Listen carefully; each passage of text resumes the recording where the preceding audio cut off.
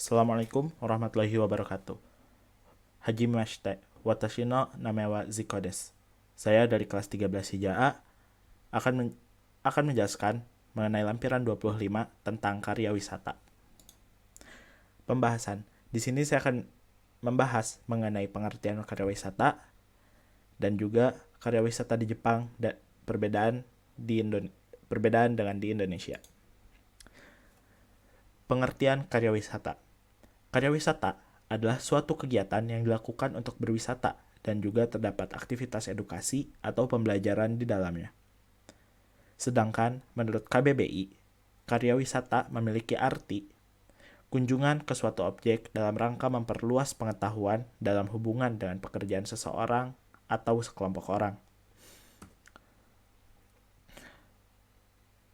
Biasanya, objek karya wisata adalah tempat-tempat bersejarah seperti museum, kuil, candi. Namun, sering juga tempat-tempat rekreasi seperti pantai, gunung, danau dijadikan tempat karya wisata. Bagaimana karya wisata di Jepang? Dapat dilihat di gambar siapakah mereka dan kemanakah tujuan mereka. Ini adalah siswa dari Iwate Ken atau siswa dari prefektur Iwate yang akan berkarya wisata ke kota Kyoto. Sama seperti Indonesia, saat melakukan karya wisata, mereka akan pergi bersama-sama menggunakan kendaraan yang biasanya bis. Kegiatan siswa saat karya wisata. Sedang apakah para siswa ini? Siswa SMA dari Iwate Ken sedang berfoto di tangga Kiyomizu-dera atau kuil Kiyomizu.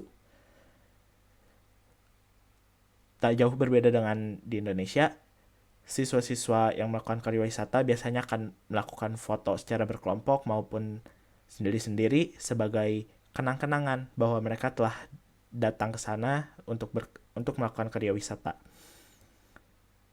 Kegiatan lainnya, biasanya siswa di Jepang akan dibentuk kelompok yang terdiri dari 4 hingga 5 orang, kemudian mengunjungi tempat menarik yang ada pada buku panduan ataupun yang ada pada dalam brosur. Di Indonesia pun sama, biasanya para siswa akan diberi kebebasan untuk mengeksplor tempat-tempat yang mereka kunjungi sesuai yang ada di brosur. Jadi mereka memiliki kebebasan untuk memilih tempat apa yang ingin mereka kunjungi.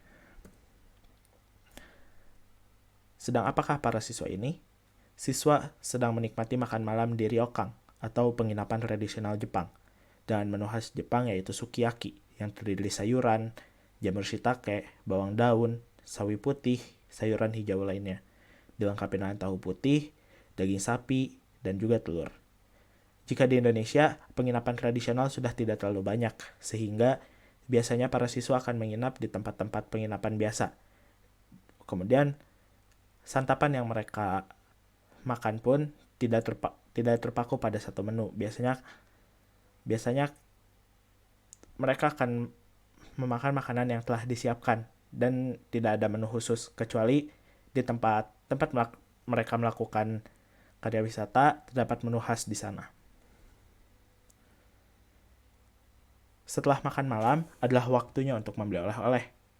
Oleh-oleh khas Kyoto dengan motif tradisional Jepang berupa kipas, sumpit, dompet, kain, sapu tangan, maupun payung adalah barang-barang yang paling sering dibeli oleh siswa-siswa Jepang untuk dibeli sebagai oleh-oleh untuk ke rumah.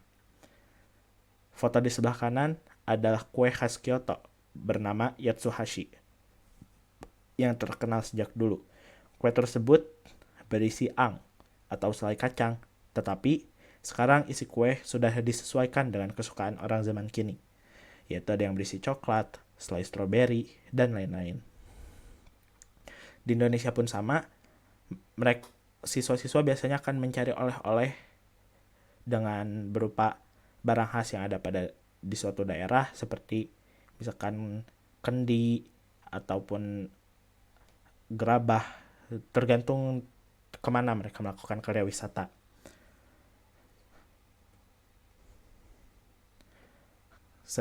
Sedikit membahas tentang Kyoto.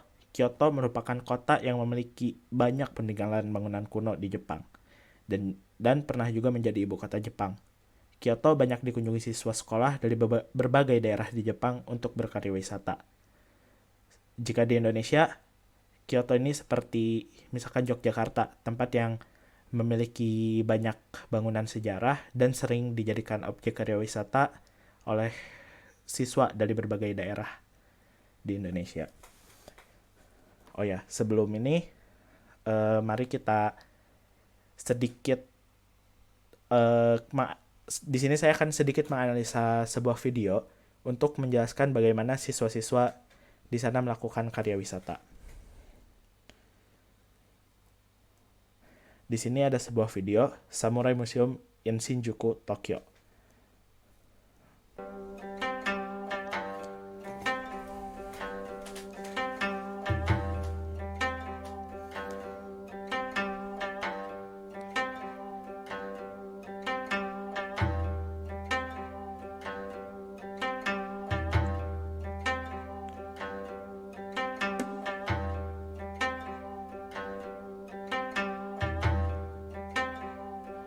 Di museum ini adalah museum samurai, yang dimana museum ini memperlihatkan banyak pakaian-pakaian yang dipakai oleh samurai. Biasanya tempat seperti ini cocok untuk siswa-siswa dari jurusan sejarah yang ingin mengetahui sejarah lebih mengenai samurai itu. Jadi tempat ini merupakan tempat yang cocok untuk sebagai objek karya wisata bagi siswa-siswa tersebut.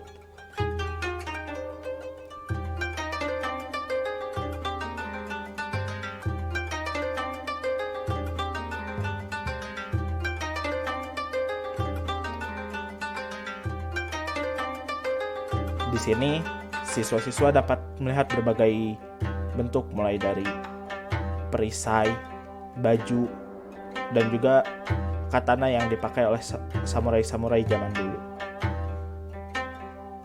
Di sini juga ada sebuah helm yang ada bekasnya dari tembakan-tembakan, bekas-bekas tembakan.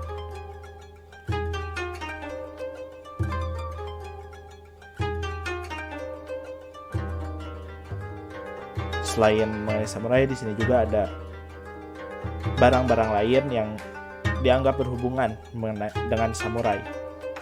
Seperti tadi dapat kita lihat ada pedang dan juga pakaian-pakaian lain.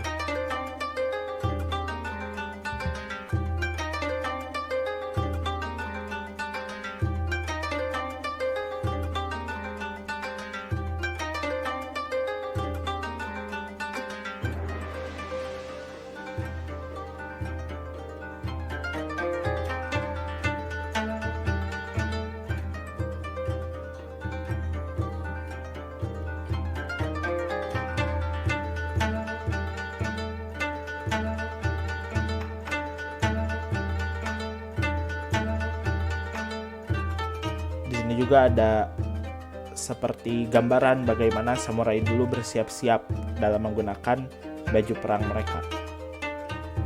Juga ada penjelasan mengenai mengapa bentuk helm setiap samurai itu berbeda.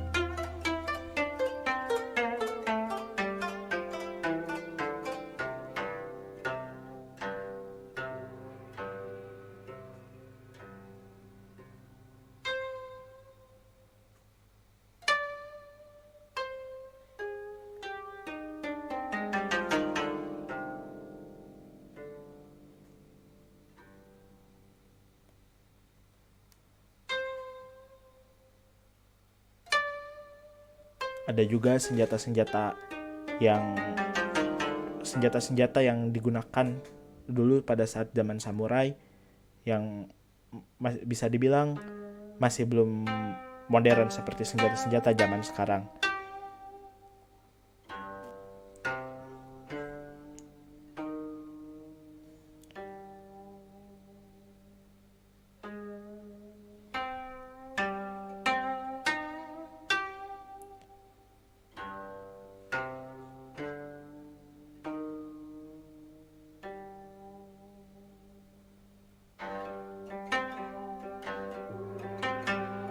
Sama seperti museum lainnya, pada setiap barang di museum ini diberi seperti kartu keterangan bahwa siapa yang dulu menggunakan perisai ini, atau apa makna dari barang-barang tersebut yang ada di sana.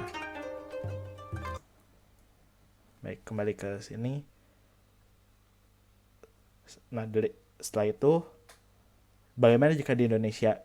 Contohnya, misalkan jika kita berkunjung ke Museum Geologi, di sana kita bisa melihat banyak sekali fosil-fosil ataupun bebatuan yang ada di ini, yang ada pada bidangnya. Jadi siswa-siswa di sini dapat memilih mereka mau melihat apa secara berkelompok seperti yang tadi telah dijelaskan. Kelompok-kelompok yang telah dibuat, mereka dapat memilih mereka mau melihat bagian yang mana, seperti itu. Baik, sekian dari saya. Terima kasih. Wassalamualaikum warahmatullahi wabarakatuh.